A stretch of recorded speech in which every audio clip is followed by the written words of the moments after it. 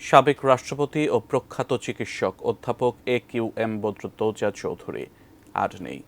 শুক্রবার দিবাগত রাত 3:30টায় চিকিৎসাধীন অবস্থায় মারা যান দীর্ঘ রাজনৈতিক বর্ণাঢ্য ক্যারিয়ারের এ মানুষটি। মৃত্যুকালে তাঁর বয়স হয়েছিল 94 বছর। তার মৃত্যুতে শোক জানিয়েছেন রাষ্ট্রপতি, প্রধান উপদেষ্টা এবং বিএনপির মহাসচিব। আরও জানাচ্ছেন সহকর্মী মনিরুল ইসলাম মিন্টু। যারাই দেশের মঙ্গল চায় তারা সংলাপ করতে চাইবে। আমি বারবার বলছি, আপনি মাননীয় প্রধানমন্ত্রী, আপনি সংলাপে ভয় পাবেন কেন? রাজনীতির অঙ্গনে পা রাখার আগেই চিকিৎসক হিসেবে সুখ্যাতি পেয়েছিলেন অধ্যাপক AQM বদরুদ্দোজা চৌধুরী। ছিল লেখক, প্রাবন্ধিক, নাট্যকার, উপস্থাপক হিসেবেও পরিচিতি। তবে সবকিছুকে ছাপিয়ে বড় হয়ে ওঠে রাজনীতিবিদ পরিচয়টি। এটা আমাদের আশান্বিত করেছে। 60-এর দশকের শেষ দিকে স্বাস্থ্যসেবায় গুরুত্বপূর্ণ ভূমিকা পালন করেন। জনপ্রিয় টিভি অনুষ্ঠান আপনার ডাক্তারের উপস্থাপক হিসেবে জনপ্রিয় হয়ে ওঠেন।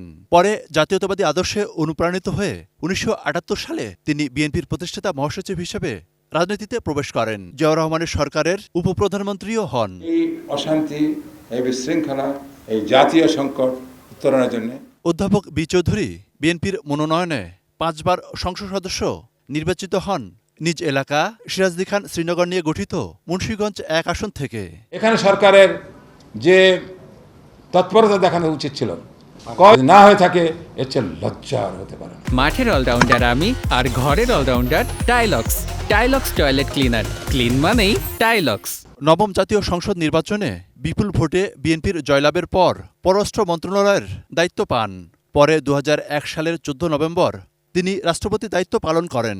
এরপর অবশ্য বিএনপির সঙ্গে বনিবনা না হয় 2002 সালের 21 জুন রাষ্ট্রপতির পদ থেকে পদত্যাগ করেন অধ্যাপক বি চৌধুরী। এরপর 2004 সালে বিকল্পধারা বাংলাদেশ নামে নতুন একটি রাজনৈতিক দল গঠন করেন এবং সভাপতির দায়িত্ব নেন। আমি বারবার এই কথাই বলেছিলাম, এটা একটা মুক্ত জীবন, এটা একটা বন্দী জীবন। তিনি এক পুত্র ও 2 কন্যা সন্তানের জনক। তার পুত্র মাহিবি চৌধুরী রাজনৈতিক ও টিভি ব্যক্তিত্ব। উনি যেহেতু রাজনীতি করতেন, হয়তো রাজনীতির কারণে, রাজনৈতিক বক্তব্যের কারণে, রাজনৈতিক সিদ্ধান্তের কারণে যদি কেউ কষ্ট পেয়ে থাকেন, তাকে ক্ষমা করে দিবেন। দীর্ঘদিন ধরেই বয়সজনিত শারীরিক নানা জটিলতায় ভুগছিলেন। 4 দলীয় জোট সরকারের সময় দেশের 18তম রাষ্ট্রপতি দায়িত্ব পালন করা এই প্রবীণ রাজনীতিবিদ।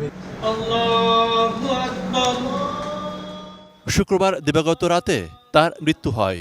সকালে রাজধানীর Uttara medical college for women's and hospital প্রাঙ্গণে তার প্রথম ও জোহরের নামাজের পর বারিধারায় সেন্ট্রাল মসজিদে দ্বিতীয় জানাজা অনুষ্ঠিত হয়।